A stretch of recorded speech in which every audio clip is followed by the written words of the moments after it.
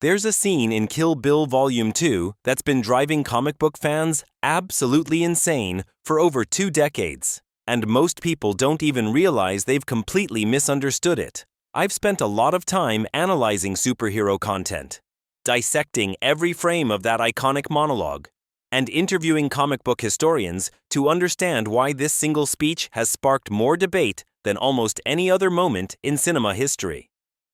And what I discovered will completely change how you see not just Superman, but every superhero you've ever loved. But here's the thing that 99% of people miss about Bill's monologue. He's simultaneously the most insightful and most wrong character Tarantino ever created. So in this video, I'm going to reveal the hidden psychology behind why Bill's Superman theory feels so right, the devastating flaw that destroys his entire argument, and a secret about Clark Kent that even die-hard Superman fans completely misunderstand.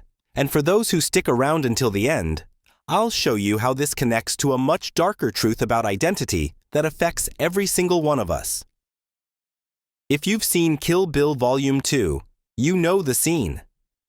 Bill, played with chilling charisma by David Carradine, delivers what feels like the ultimate character analysis. He says that Superman didn't become Superman. He was born Superman. When he wakes up in the morning, he's Superman. Clark Kent is the costume. Clark Kent is Superman's critique of the entire human race. And when you first hear this, it sounds profound, doesn't it? It's become one of the most quoted movie monologues of the 21st century. Film students write papers about it. Comic book fans argue about it endlessly. The conventional wisdom is that Tarantino, through Bill, finally cracked the code on Superman's character. Batman becomes Batman. Spider-Man becomes Spider-Man. But Superman, he just is. And Clark Kent is his mask, his way of moving among us weak, pathetic humans. But here's where it gets interesting. What if I told you that Bill's entire theory is built on a fundamental misunderstanding of Superman's character, one that reveals more about Bill than it does about Superman? What if the reason this monologue feels so right is because it's designed to manipulate you, just like Bill manipulates Beatrix throughout the entire film? And here's the kicker. The reason Bill is wrong is the exact same reason he's right about Beatrix Kiddo. This isn't just about comic books or movies. This is about identity, authenticity, and the masks we all wear. So here's what we're going to do. First, I'm going to show you exactly why Bill's argument sounds so convincing by breaking down the psychological tricks Tarantino uses. Second, I'll reveal the critical facts about Superman that completely destroy Bill's theory. Third, I'll show you what Bill actually gets right, and it's not what you think. And finally, I'll reveal the dark truth about identity that connects Bill, Superman, and every single person watching this video. Let's start with why Bill sounds so damn smart. Picture this. You're watching Kill Bill Volume 2, and you've just witnessed 2 films worth of stylized violence and revenge. You're exhausted, you're invested. And then Bill sits down and delivers what sounds like a philosophy lecture. The scene is shot intimately, almost like a therapy session. Bill's voice is calm, measured, almost hypnotic. This is masterful manipulation, and it works on multiple levels. First, Tarantino uses what psychologists call the authority bias. Bill speaks with complete confidence, as if what he's saying is obvious fact rather than interpretation. He doesn't say, "I think Superman represents this." He states it as truth. Superman didn't become Superman. Superman was born Superman. It's declarative, it's certain. And our brains are wired to trust certainty, especially when it's delivered with charisma. Second, he's using a technique I call the familiar made strange. Everyone knows Superman, but Bill is offering you a new lens to see him through. This creates a dopamine hit in your brain, the pleasure of feeling like you're gaining insider knowledge, like you're finally understanding something you thought you knew. It's the same reason conspiracy theories are so addictive. Third, and this is crucial, Bill's argument serves the narrative purpose of the scene. He's not really talking about Superman, he's talking about Beatrix. He's telling her that she can't escape who she really is, a killer, an assassin. The Superman monologue is a metaphor for his twisted belief that Beatrix's attempt to become a normal person was always a lie, and because we're emotionally invested in Beatrix's journey, Bill's words carry extra weight. But here's what's really happening. Tarantino is using Bill to voice a fundamentally cynical worldview. It's the worldview of someone who believes that people can't change, that our true nature is fixed, that the masks we wear are always lies covering up something darker underneath. It sounds deep, it sounds philosophical, but it's also deeply, fundamentally wrong about Superman. Here's what Bill gets catastrophically wrong, and it's not a small detail, it's the entire foundation of his argument. Superman wasn't born Superman.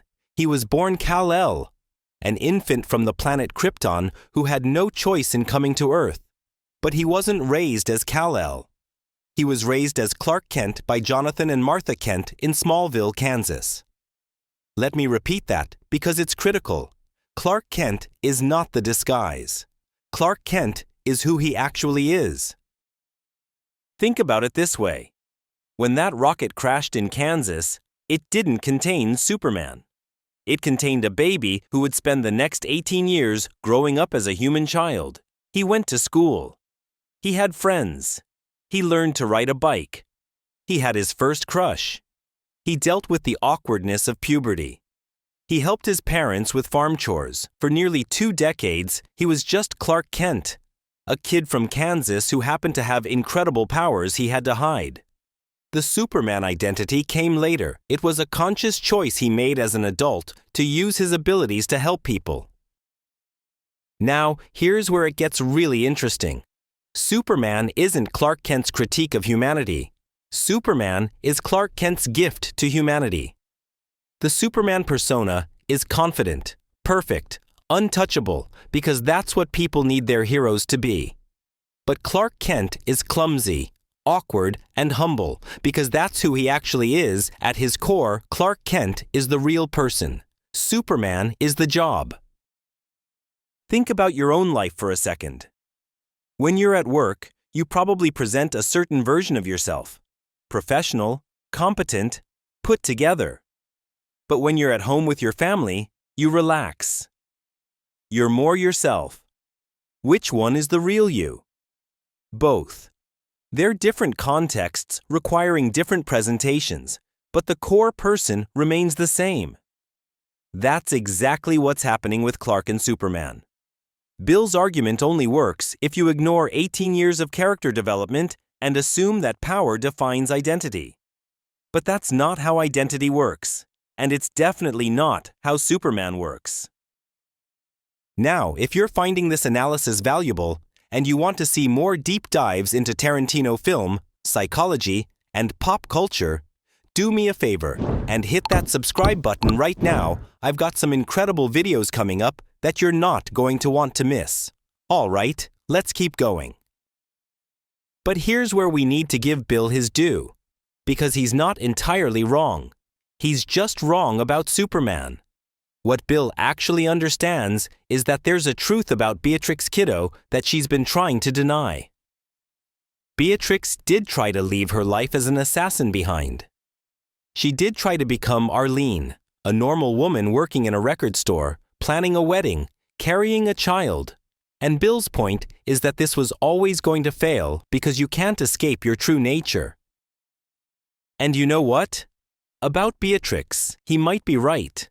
The entire Kill Bill saga is about a woman who tried to change and was punished for it, who then embraced her violent nature to get revenge. The film doesn't really give us a version of Beatrix who successfully integrates both sides of herself, the killer and the mother.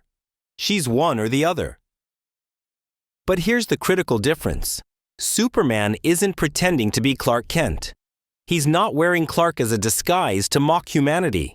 He genuinely is Clark Kent, a good man from Kansas who wants to help people and also wants to live a normal life.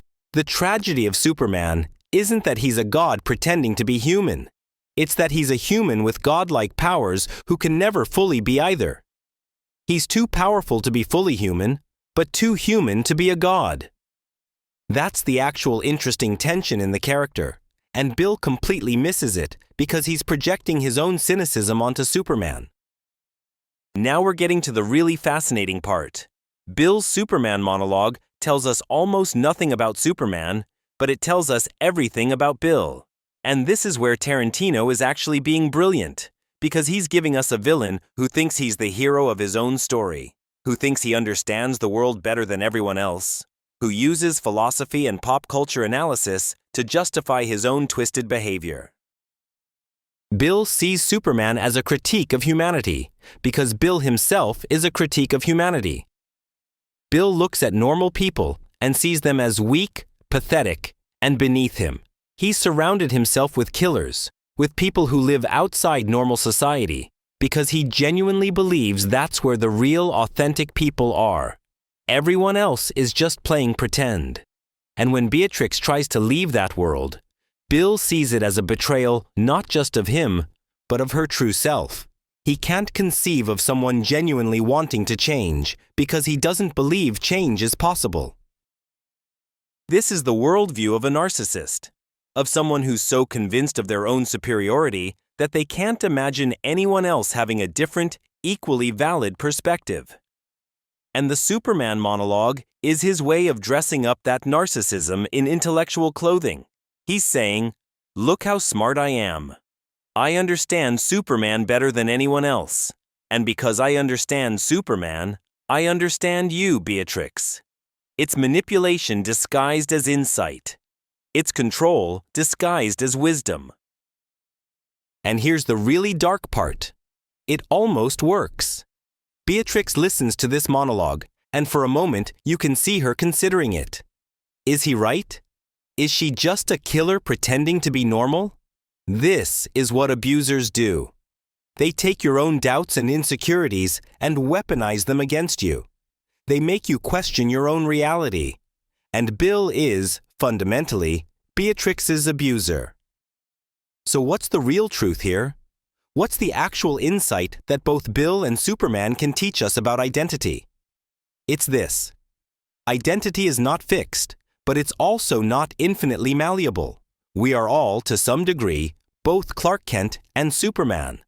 We all have different versions of ourselves that we present in different contexts, and none of them are lies. They're all real parts of who we are. The mistake Bill makes is assuming that one version must be fake. The mistake a lot of people make about Superman is assuming that either Clark or Superman must be the real identity. But the truth is more complex and more interesting. Clark Kent is who Superman is when he's being himself. Superman is who Clark Kent is when he's doing his job. Both are real. Both are authentic. They're just different facets of the same person. And this applies to all of us. You're not lying when you're professional at work, and you're not lying when you're relaxed at home. You're not fake when you're confident in public, and you're not fake when you're vulnerable with loved ones. These are all real parts of you, expressed in different contexts for different purposes. The goal isn't to find the one true self. It's to integrate all these different parts into a coherent whole. Superman does this successfully. He's genuinely heroic as Superman and genuinely humble as Clark Kent. And both of those qualities come from the same core values instilled in him by the Kents. Beatrix, in Bill's universe, fails to do this. She tries to completely abandon one identity for another, and it doesn't work. But that's not because change is impossible. It's because she never actually dealt with her past. She just tried to run from it. So here's what we've learned. Bill's Superman monologue is brilliant filmmaking and terrible Superman analysis. It works because it sounds smart and serves the narrative, but it's built on a fundamental misunderstanding of who Superman is and how identity actually works. Superman proves that you can be multiple things at once: powerful and humble, alien and human, extraordinary and ordinary. Clark Kent isn't a disguise. He's the proof that even someone with godlike powers can choose to be kind, to be normal, to be human. And that's ultimately why Bill is wrong and why Superman matters. If you enjoyed this deep dive, make sure you're subscribed because I've got more videos breaking down the psychology behind your favorite Tarantino characters.